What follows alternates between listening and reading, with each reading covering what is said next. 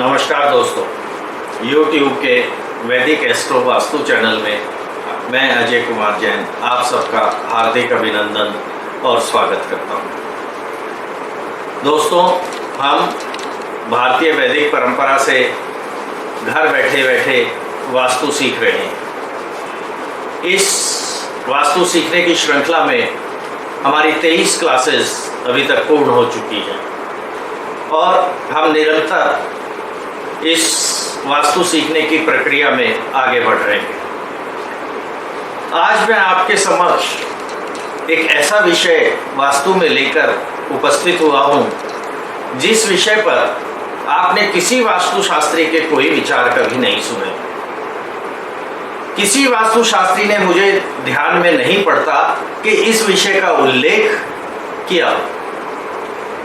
यह विषय प्रमुखता से जैन धर्म के वास्तु ग्रंथों में इसका विस्तार से उल्लेख मिलता है। वैदिक परंपरा के भी कुछ वास्तु ग्रंथों में कुछ में इसका उल्लेख मिलता है, लेकिन यह विषय आज तक सभी वास्तुशास्त्रियों से अनछुआ है। किसी ने भी इसे छूने का प्रयास नहीं किया, किसी ने भी इसके महत्व को जानने का प्रयत्न नहीं किया और किसी ने भी ये जानकारी आपको नहीं दी होगी। दोस्तों, आज हम जब इस विषय पर चर्चा करेंगे, आपको भी ये जानकर आश्चर्य होगा कि क्या ऐसा विषय भी वास्तुशास्त्र के अंतर्गत आता है। दोस्तों, आप ये जानते हैं कि आज किसी के घर जाते हैं, किसी दफ्तर में जाते हैं, कहीं पर भी जाते हैं, तो सबसे पहले दरवाजे पर एक घंटी का प्रावधान है।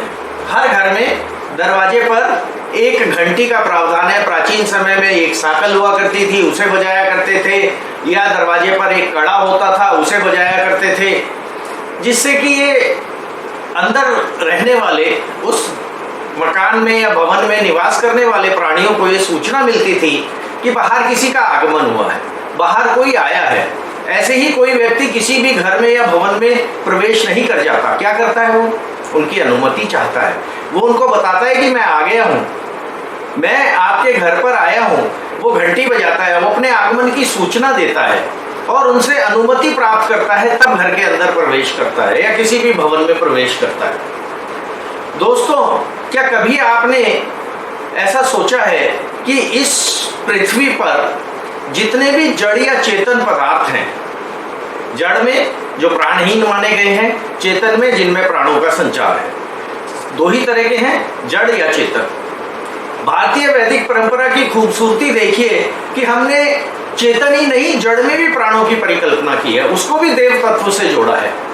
और देव तत्व से जोड़ा नहीं, आज तो आधुनिक विज्ञान भी ये मानता है कि हर जड़ पदार्थ जो कि अचेतन है, वो भी एक अणु और परमाणुओं का समूह है, और वो अणु परमाणु एक निरंतर, एक निश्चित दिशा में या एक निश्चित डायरेक्शन में या एक निश्चित क्या कहना चाहिए कि गति सीमा में गति करते रहते हैं। यानी कि जड़ में भी अणु और परमाणु गतिमान है। दूसरी बात, भारतीय वैदिक परंपरा पर आइए।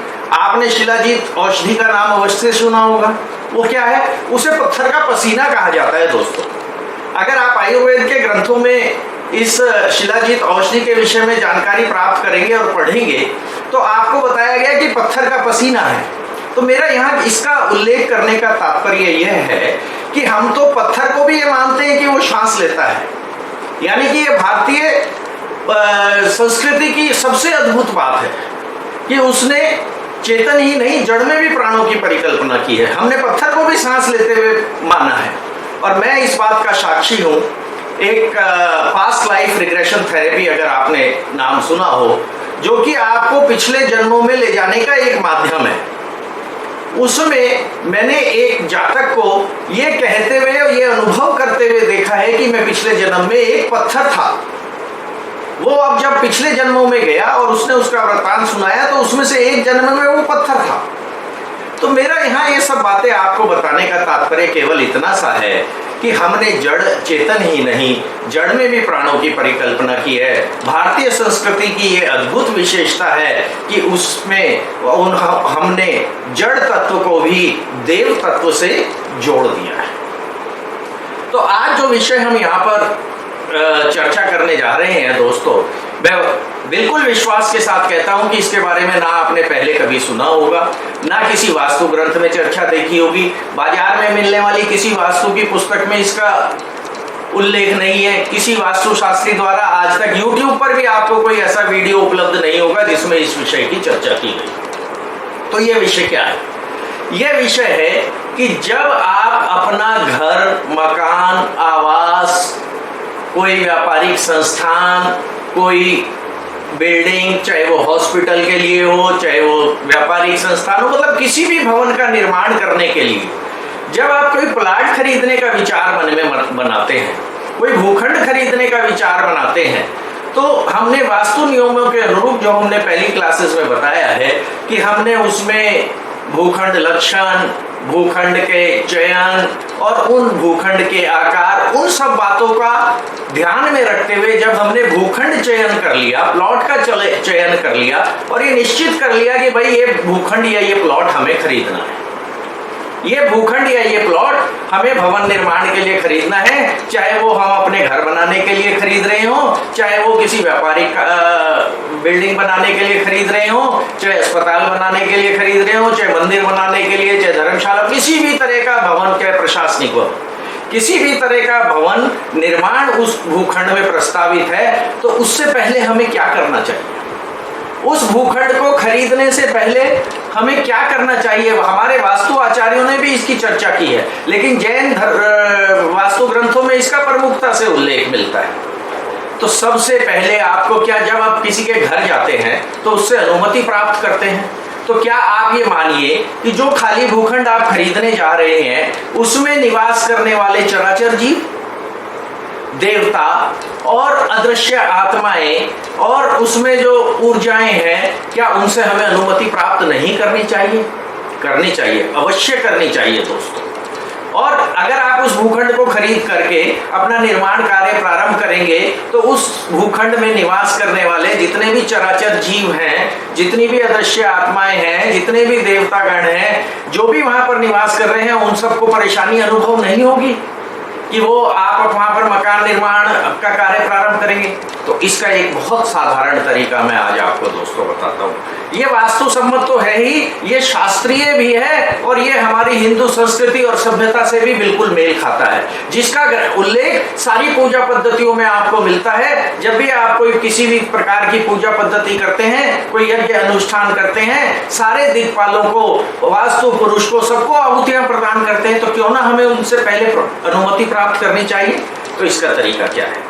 इसका तरीका मैं बता रहा हूं दोस्तों। जब भी आप किसी भूखंड को क्रय करने का मन बना लें कि ये भूखंड हमें खरीदना है, आप क्या करें, किसी भी शुभ वार के दिन शुक्ल पक्ष में शुभ मुहूर्त को स्नान आदि से निवृत्त होकर के प्रातःकाल उस भूखंड में प्रवेश करिए, उस भूखंड पर जाइए, उस प्लाट पर जाइए, हाथ जोड़कर और शुद्ध मन से प्लाट के अंदर जाकर के, प्लाट के अंदर मुख करके आपको शुद्ध मन से ये प्रार्थना करें कि इस भूखंड में निवास करने वाले सभी चराचर जीव, देवता, अदृश्य आत्माएं, जड़ व चेतन स्वरूप जीवों से मैं ये प्रार्थना करता हूं कि मैं इस भूखंड को अपने परिवार के निवास हेतु घर निर्माण के लिए खरीदने का विचार कर रहा हूं,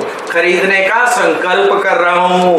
आप सभी चराचर जीव, इस भूखंड में निवास करने वाले चराचर जीवों, अदृश्य आत्माओं, देवताओं, जड़ व चेतन स्वरूप जीवों, वनस्पति और ब्रह्मांड में उपस्थित सभी ऊर्जाओं को मैं ईश्वर के साक्षी मानकर आप सबसे ये निवेदन करना चाहता हूँ कि मैं और मेरा परिवार इस भूखंड में अपने निवास हेतु मकान बनाने के लिए इस भूखंड को खरीदने का विचार कर रहे हैं।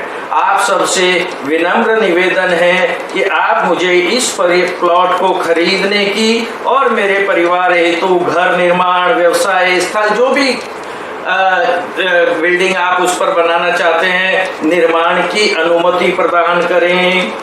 और साथ ही मैं आपसे पुनः ये निवेदन करता हूँ, हाथ जोड़कर प्रार्थना करता हूँ कि आप इस स्थान को मेरे और मेरे परिवार के लिए घर निर्माण हेतु या मेरे व्यवसायिक स्थल के निर्माण हेतु या दुकान के निर्माण हेतु या अस्पताल के निर्माण हेतु खाली कर अन्यत्र कहीं स्थान ग्रहण करने की कृपा करें।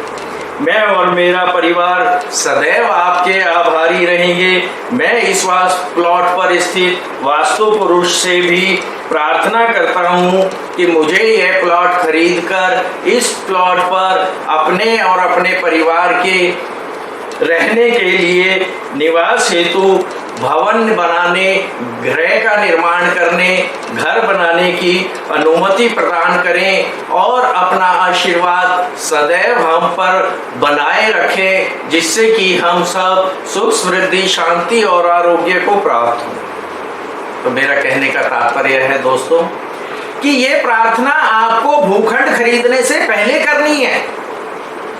जब आपने ये अपने मन में अंतिम निर्णय ले लिया कि ये प्लॉट या भूखंड मुझे अपने घर निर्माण के लिए खरीदना है, तो शुक्ल पक्ष में किसी शुभ वार के दिन, शुभ समय में, शुभ मुहूर्त में आपको उस प्लॉट पर जाना है। और ये जो विनती मैंने आपको बताई है, ये विनती आपको हाथ जोड़कर शुद्ध मन से बिल्कुल श्रद्धा पूर्वक ये विनती आपको वहां उपस्थित सभी चराचर प्राणी, अदृश्य आत्माएं, देवता, वनस्पति, जड़ व चेतन स्वरूप जो भी जीव वहां पर उपस्थित हैं, उन सब से आपको भूखंड क्रय करने की, खरीदने की आज्ञा प्राप्त करनी है। और साथ ही साथ उनसे यह अनुमति भी प्राप्त करनी है कि आप इस भूखंड पर अपने और अपने परिवार के निवास हेतु एक घर का निर्माण करना चाहते हैं। इसलिए उसकी अनुमति उन सब से प्राप्त करनी है और साथ ही उनसे हाथ जोड़कर ये प्रार्थना भी करनी है, क्योंकि मुझे ये स्थान अपने और अपने परिवार के निवास के लिए या अपने व्यवसाय स्थल के लिए या जो भी आपकी बिल्डिंग का स्वरूप है उसके लिए आवश्यकता है। इसलिए आप कृपा करके अन्यत्र स्थान को पधारें, यह स्थान छोड़कर अन्य स्थान को ग्रहण करने की कृपा करें। और यह कार्य आपको एक बार नहीं कई बार करना पड़ेगा दोस्तों।